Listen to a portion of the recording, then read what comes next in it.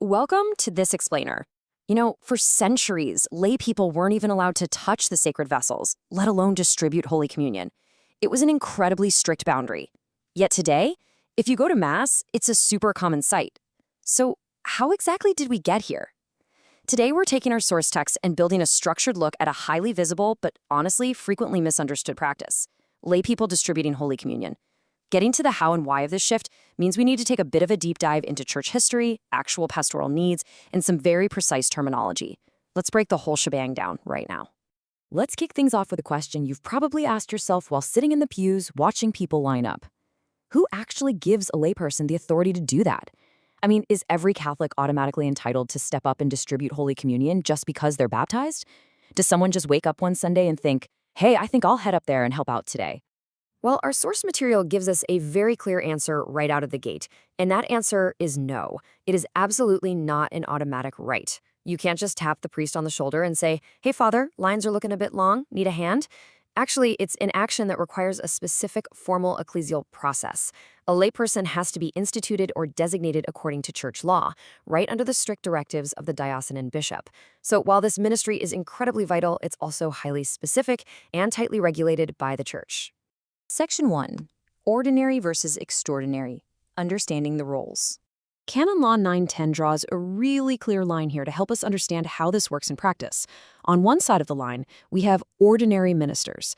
This specifically means the bishop, the priest, and the deacon. They serve by virtue of their holy orders. They are the ones ordinarily entrusted with this ministry just by the very nature of being ordained. On the flip side of that coin, we have extraordinary ministers. According to Canon 910, Section 2, these are instituted acolytes or other lay faithful who are specifically designated to assist according to church law.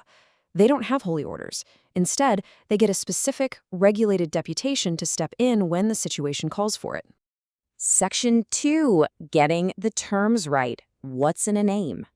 Okay, the crucial point here is that the church's definition of extraordinary doesn't actually mean what we usually think it means in everyday conversation.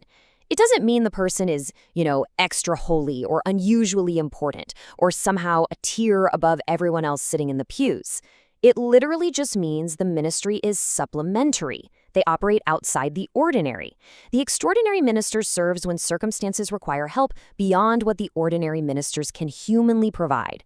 They are never there to replace the priest or deacon. They merely assist when the ordinary ministers are either totally swamped or just unavailable.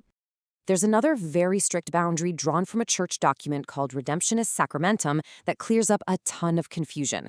Lay people who help distribute are strictly not ministers of the Eucharist. That title, that is exclusively reserved for the priest. Why? Because the priest alone, by virtue of valid ordination, can actually consecrate the sacrament. Calling a layperson an extraordinary minister of the Eucharist improperly broadens their role. Distributing the Eucharist and consecrating the Eucharistic sacrifice are two profoundly different realities. Therefore, the precise 100% correct expression is extraordinary minister of Holy Communion. Now, what's really fascinating about this history is that it busts a very popular myth. People often casually assume that the Second Vatican Council just invented this lay role overnight back in the 1960s, but it actually developed over a decade later to meet some very real pastoral needs on the ground. The modern canonical form really took shape with a 1973 instruction called Immensae Caritatis, which allowed for these appointments during times of genuine necessity. Then, 10 full years after that, in 1983, it was formally hardwired into the Universal Code of Canon Law. So, saying Vatican II just invented it, that's a massive oversimplification of a much more deliberate, carefully regulated historical timeline. Section 3. A service, not ordination. Setting the boundaries. To put it as bluntly as possible, this is a service, not an ordination. And that distinction is absolutely fundamental to Catholic theology. By answering the call to become an extraordinary minister, a layperson does not become a priest. They don't magically acquire the power to celebrate Mass or consecrate the Eucharist. They can't hear sacramental confessions, and they definitely don't suddenly get the authority to preach the Sunday homily. They do not acquire the permanent sacramental character of holy orders. It remains a specific, limited, and deeply humble service. So why does the church care so much about setting up all these strict boundaries?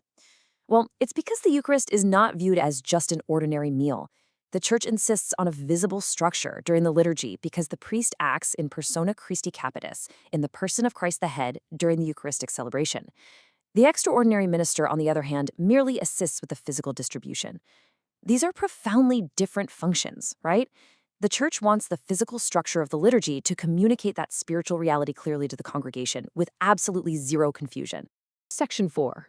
The pastoral need. Why this ministry exists. The entire purpose here is fundamentally pastoral. Picture a parish with just one elderly priest and a Sunday congregation of, say, over 1,000 people. If he tried to distribute communion completely by himself, Mass would drag on forever, or he might literally physically collapse. The church allows extraordinary ministers so the faithful can receive communion reverently and without massive, unreasonable delays. The big takeaway, though, is that if there are ordinarily enough sacred ministers present to handle the lines comfortably, extraordinary ministers actually shouldn't be used for that specific Mass. It truly is a role born out of pure necessity. But this ministry extends way beyond the physical parish walls. And honestly, this is where it gets incredibly beautiful. Extraordinary ministers play a huge role in bringing Holy Communion to those who physically just cannot get to Mass. Whether it's walking the halls of a hospital, visiting a nursing home, or heading out to private living rooms, this ensures that the sick, the elderly, and the homebound are not cut off from the Eucharistic life of their community. It is a profoundly gentle, moving pastoral concern that directly serves the absolute most vulnerable people in the parish. Section 5. The bigger Catholic lesson. One body, many roles. It's vital to remember that while the sacramental roles of priests, deacons, and lay people are distinctly different, these varying responsibilities absolutely do not equate to different human worth. The Church teaches the immense, equal dignity of every single baptized Christian. It's almost like a giant puzzle. The priest's role is structurally different from the deacons is different from the extraordinary ministers, and the extraordinary minister's role is different from other lay Catholics. But every single authentic ministry exists for one singular, unified purpose, building up the body of Christ. Because they are handling what Catholics believe to be the most blessed sacrament. Anyone taking on this role has to do so with profound reverence and go through proper formation. The sources are crystal clear on this. This can never be a platform for personal recognition. It is not a VIP badge, and it is definitely not an excuse to play parish politics or seek status. The ideal extraordinary minister essentially just disappears into the service, making absolutely sure that Christ and Christ alone remains the center of the moment. We're going to wrap up our explainer with a final thought drawn directly from the text. Being extraordinary doesn't mean you are more important.